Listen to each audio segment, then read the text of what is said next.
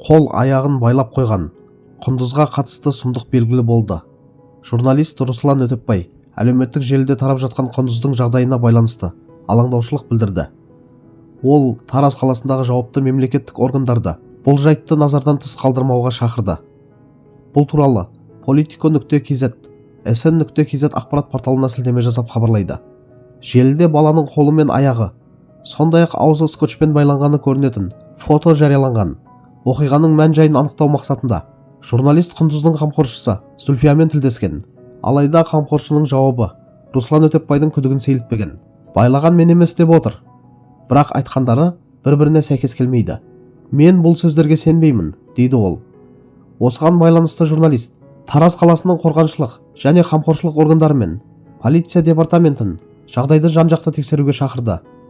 Сондай-ақ Руслан Өтепбай бұл істі жеке бақылауына алатынын айтып, жақын уақытта Тараз қаласына баруды жоспарлап отырғанын мәлімдеді. Қадірлі көрермендер, бұл жағдайды жеңіл қабылдауға болмайтын шығар. Әлеуметтік желіде тараған суретті көрген кез келген адам алаңдайды деп ойлаймын. Себебі баланың қол аяғы мен аузы байлаулы күйде бейнеленуі қалыпты нәрсе емес. Бұнда біреуді алдын ала кінәлау да, ақтау да дұрыс емес.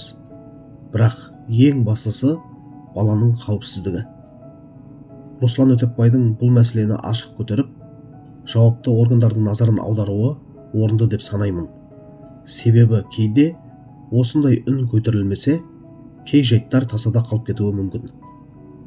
Журналистің күмәні де жайдан-жай туындап отырған жоқ.